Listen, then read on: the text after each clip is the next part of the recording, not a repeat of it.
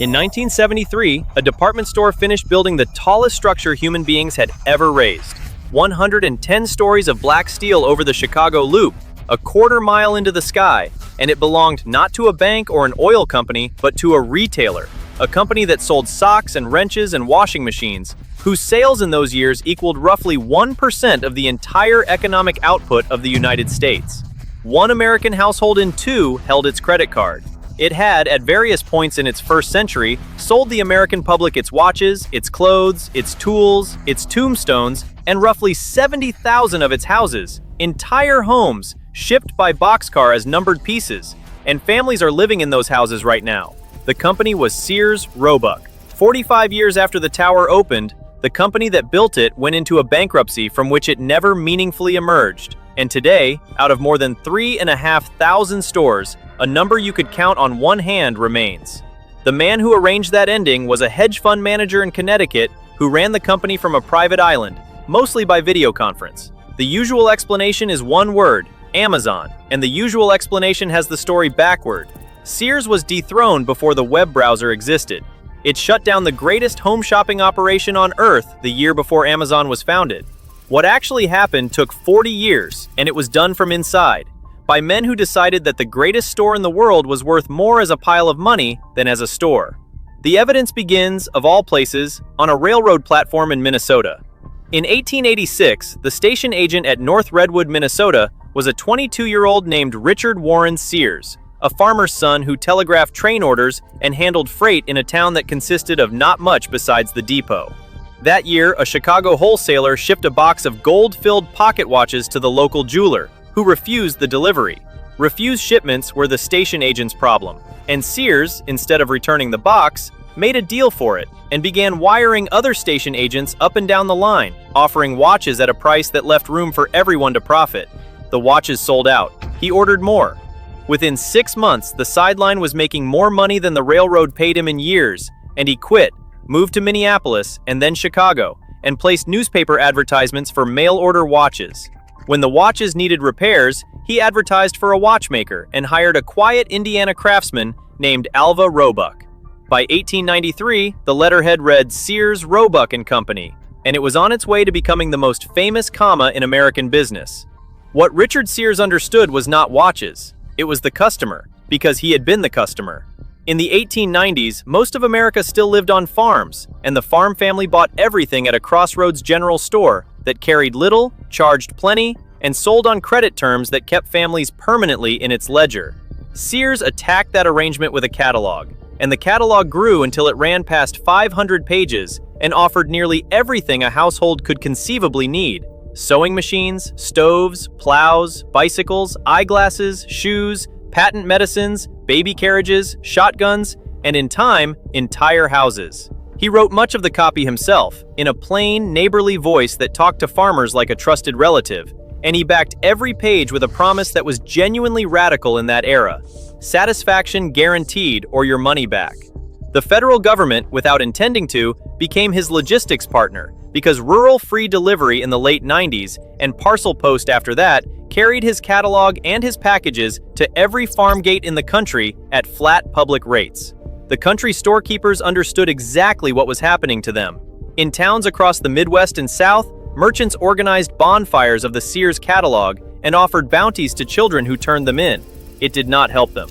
By the turn of the century, the company's sales had passed $10 million a year, and the catalog had become a fixture of rural American life, so essential that families kept the old edition in the outhouse when the new one arrived, a fact the company knew and never printed. The catalog's most audacious page was the one that sold the house itself. Beginning in 1908, the Modern Homes program offered complete houses by mail, eventually hundreds of designs, from 2-room cottages to 10-room colonials. A family picked a model, mailed the money, and a boxcar arrived at the local siding carrying roughly 30,000 numbered pieces, pre-cut lumber, shingles, nails by the keg, paint, hinges, and an instruction book, with the promise that a man of ordinary skill and his neighbors could assemble the whole thing. Roughly 70,000 American families did exactly that over 3 decades, Companies bought them by the block. When Standard Oil needed housing for miners in Carlinville, Illinois, it ordered nearly 200 Sears houses in a single purchase and built a company neighborhood out of the catalog. The houses were not shoddy kit shacks. The lumber was first growth, the joinery was honest, and that detail is worth filing away because those houses are going to outlive everything else in this story. Richard Sears was a promotional genius and an operational catastrophe. His advertisements sold goods faster than his warehouse could ship them, orders backed up for months, and the company several times nearly buried itself under its own success. The man who fixed it was Julius Rosenwald, a Chicago clothing manufacturer who had bought into the firm in 1895 and who possessed exactly the discipline his partner lacked. In 1906, Rosenwald opened the machine that made Sears, a mail-order plant on Homan Avenue on Chicago's west side, 3 million square feet. At the time, the largest business building on Earth, where orders moved on a rigid timetable through receiving, assembly, and shipping, every item flowing to its rail car on a schedule measured in minutes. It was a moving assembly line for merchandise, running years before Henry Ford applied the idea to automobiles, and it could turn around 100,000 orders a day. That same year, the firm sold shares to the public through a young bank called Goldman Sachs, one of the first great retail flotations in American history. Richard Sears, restless and increasingly out of step with the operation he had founded, left in 1908 and died 6 years later. Rosenwald ran the company for the next 2 decades, made it the largest retailer in the world, and spent the fortune it brought him in a way that deserves 30 seconds of this film. Working with Booker T. Washington, he funded the construction of roughly 5,000 schoolhouses for black children across the rural South, buildings that educated a third of the region's black students in their era. The man who ran the biggest store on earth gave away most of what it paid him. Hold that standard in mind for the company's final owners. The second reinvention arrived in 1924, wearing a general's rank. Robert E. Wood had run supply logistics for the building of the Panama Canal and the Army in the First World War, and he carried around a habit that passed for eccentric among merchants. He read census reports for pleasure. In the tables of the 1920 census, he saw the future of American retail spelled out in plain columns. The farm population was shrinking, the cities were growing, and the automobile registrations were doubling and doubling again. The mail-order catalog was a machine aimed at a customer who was disappearing. Wood took this insight to his employer, Montgomery Ward, the mail-order house one notch behind Sears, and proposed opening actual stores. Ward's leadership found the idea heretical and pushed him out. Sears hired him within the year, and in 1925, the first Sears retail store opened inside the Homan Avenue plant itself. Within 4 years, there were more than 300, and Wood, still reading his census tables, cited them in a way no one else did, not in the crowded downtown shopping districts, but on cheap land at the edges of cities, freestanding buildings ringed by something almost no store yet bothered to provide: parking. Sears built for the automobile suburb 20 years before the automobile suburb existed, and when the post-war boom finally poured the suburbs across the landscape, the stores were already standing there waiting, as if the company had seen the whole thing coming. It had. It was in the census. Wood ran Sears for the next 3 decades, and his record complicates any simple telling. Under him, the company sailed through the Depression profitably, while competitors bled, because his cheap land and low debt gave it room to breathe. In 1931, on a colleague's suggestion, he started selling automobile insurance by mail and at store counters under the name of the company's tire brand, Allstate, and built one of the largest insurers in America as a side project. He also spent 1940 and 41 as national chairman of the America First Committee, the movement against American entry into the Second World War, sharing stages with men whose speeches have aged very badly, and stepped away only when the bombs fell on Pearl Harbor, after which his logistics skills went back to war. History is rarely tidy. The same man built the machine that carried American retail for 50 years, and the machine was the point. Under Wood, profit went back into stores, warehouses, and people, decade after decade, as reliably as weather. Every dollar Wood put back into the stores was a dollar his successors would later decide was better spent elsewhere.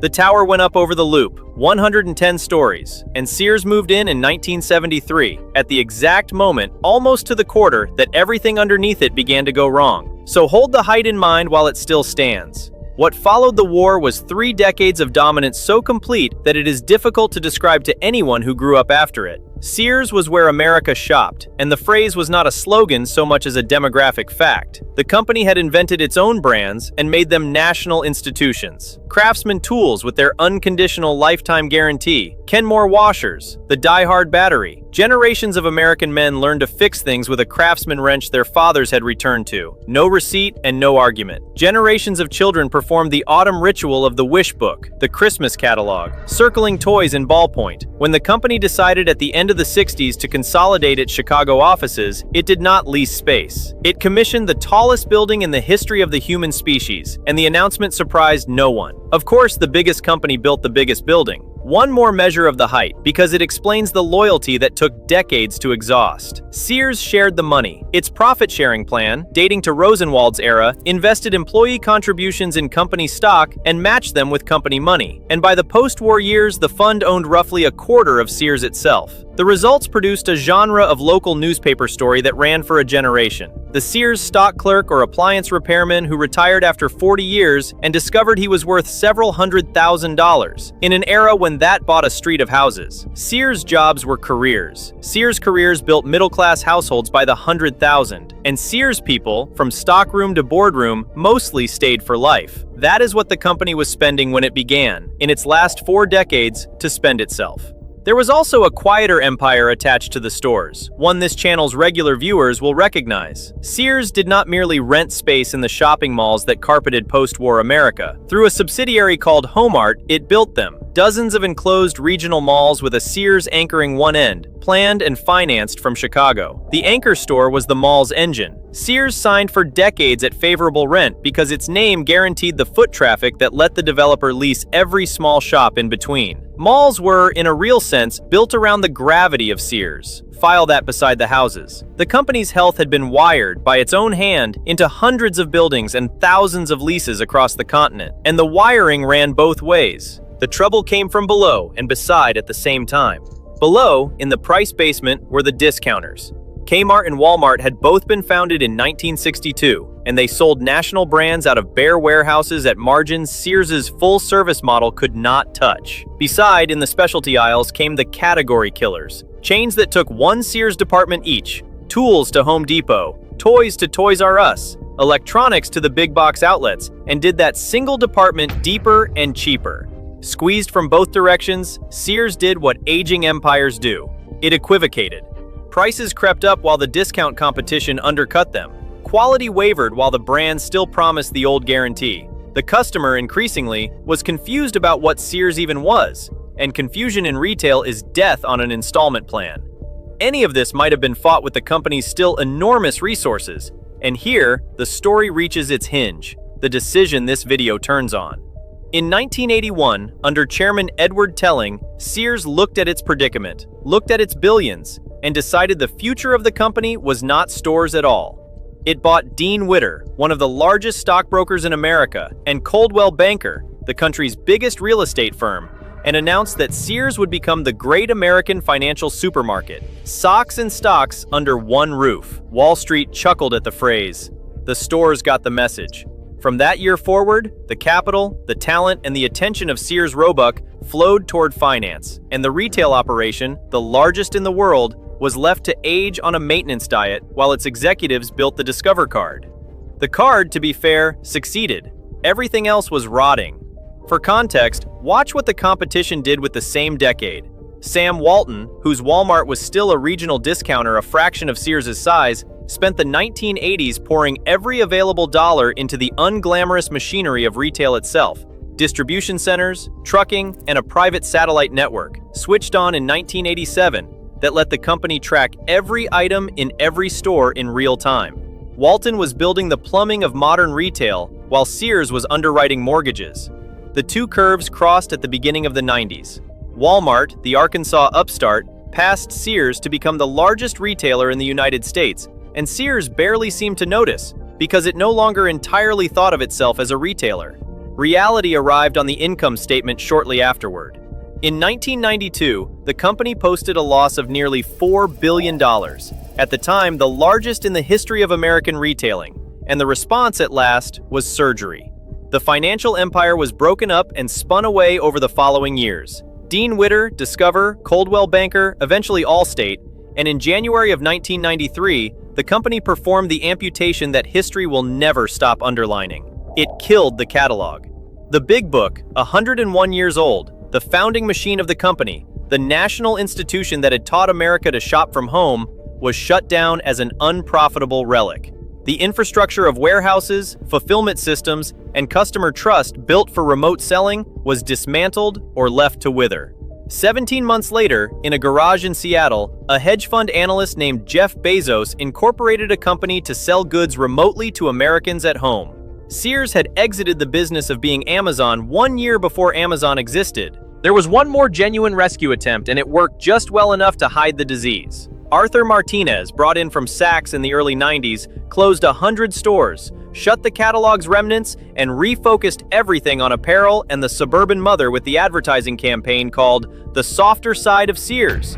For a few years, the numbers genuinely answered. Apparel sales jumped, profits climbed back past the billion-dollar mark by the middle of the decade, and the business press that had written the company's obituary after the 1992 loss was writing comeback covers by 1996. Inside the company, for the first time in a generation, it was possible to believe the machine had turned. But the revival was a coat of paint on the 1981 decision, not a reversal of it. The stores themselves, hundreds of them now aging mall anchors, went on starving for reinvestment. And the company that had once anticipated the automobile suburb from census tables completely missed the next migration, the one onto the internet, which was precisely the migration its own catalog century had prepared it to win.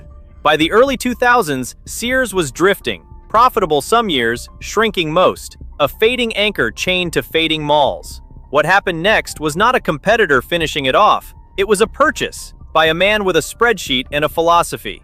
Eddie Lampert was a Greenwich, Connecticut hedge fund manager, a Goldman Sachs alumnus celebrated in the financial press as the next Warren Buffett, and his path to Sears ran through the corpse of its old discount rival. When Kmart collapsed into bankruptcy in 2002, Lampert bought its debt for cents on the dollar and emerged controlling the whole company, whereupon he discovered the pleasures of a retailer's real estate.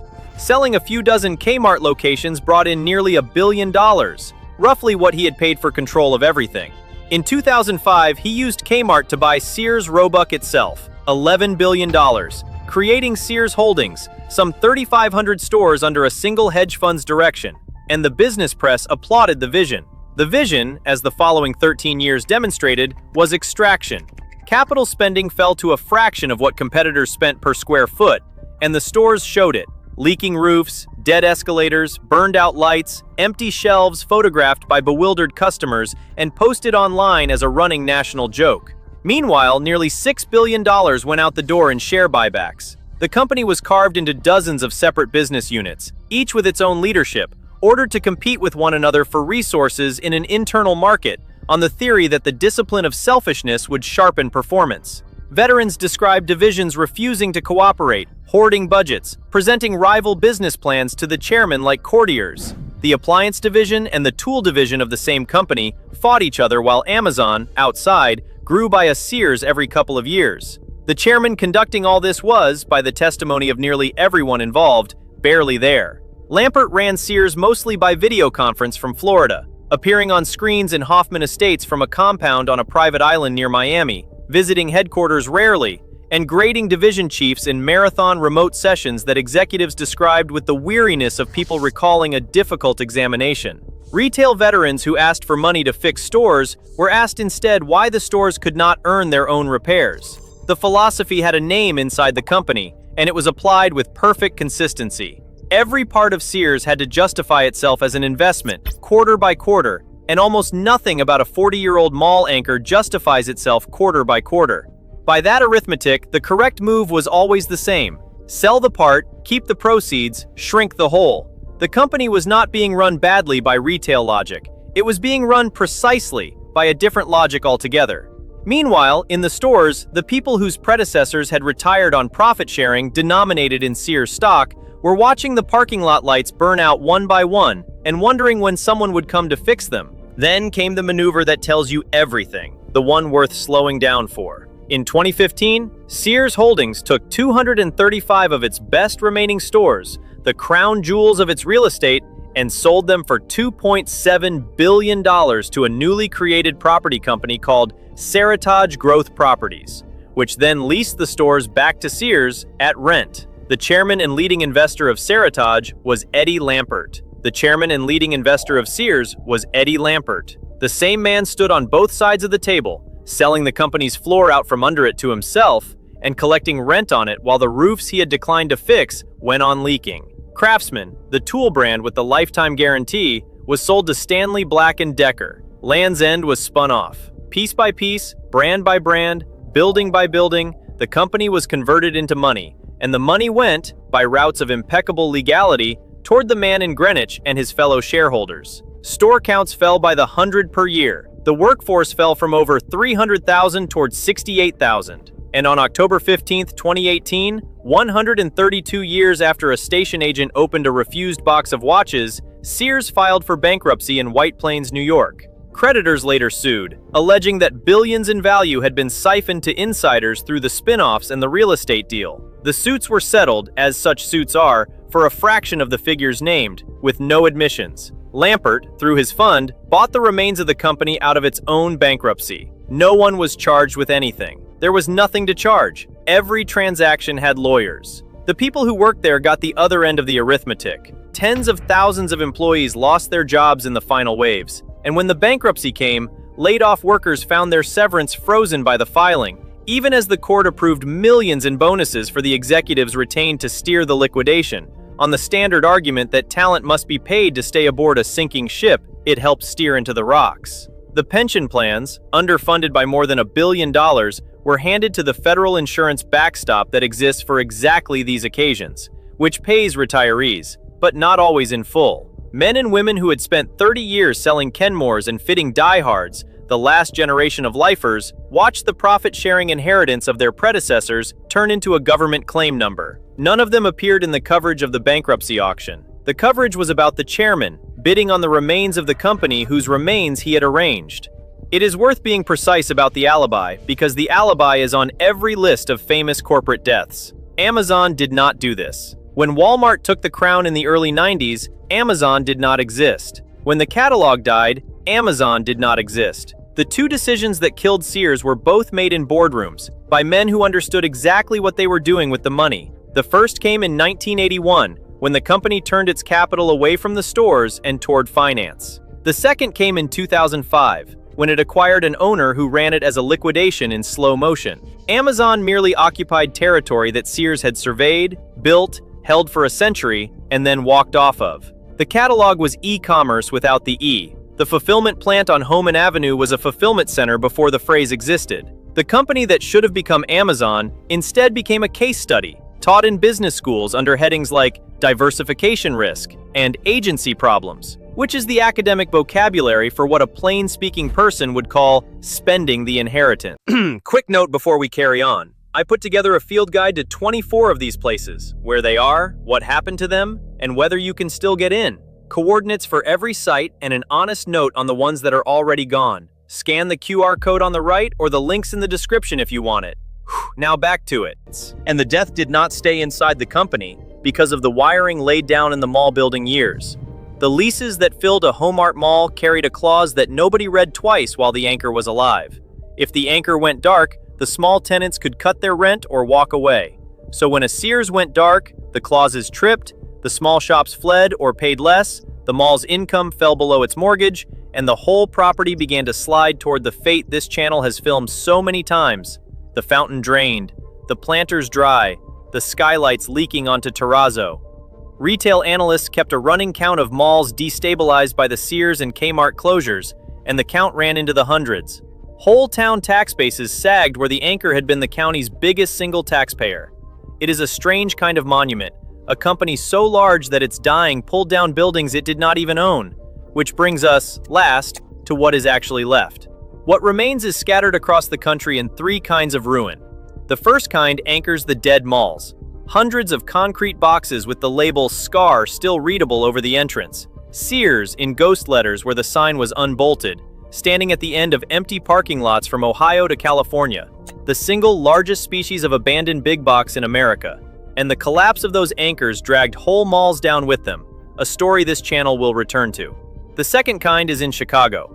The tower still stands over the Loop, of course, second tallest in the city now, but the name came off in 2009 when a London insurance broker bought the naming rights, and the renaming produced something close to civic mourning. Chicagoans to this day, in significant numbers, simply refuse the new name. And on the west side, in North Lawndale, the great Homan Avenue Works, the 3 million square foot machine that shipped the catalog Century, was left behind when the company moved to the Loop and is mostly gone now, demolished in stages, though its original 14-story tower, the first building anyone ever called the Sears Tower, still stands alone amid the cleared blocks, preserved and strange, a skyscraper with no city around it. The third kind of remnant is not a ruin at all, and it is the best ending this story has: the houses. Roughly 70,000 American families between 1908 and 1940 bought their homes out of the Sears catalog, delivered by boxcar as 30,000 numbered pieces with a leather-bound instruction book, and tens of thousands of those houses are still standing, still lived in, on ordinary streets in every state east of the Rockies. Most of the families inside have no idea. The company that could sell you a house in the mail is gone. The bank that floated it is still trading. The hedge fund did fine. But on 10,000 quiet streets, the porches are still holding, the joists are still true, the craftsmanship is still there, doing its job a century on, outlasting the tower's name, outlasting the catalog, outlasting the company itself. Satisfaction guaranteed. Thanks for watching. Don't forget to hit the subscribe button in the middle to watch more forgotten places and abandoned history from across America. Then click the video on the left to watch similar stories like this. Or if you really want to get stuck in, click the playlist on the right. New videos every week. I'll see you in the next one.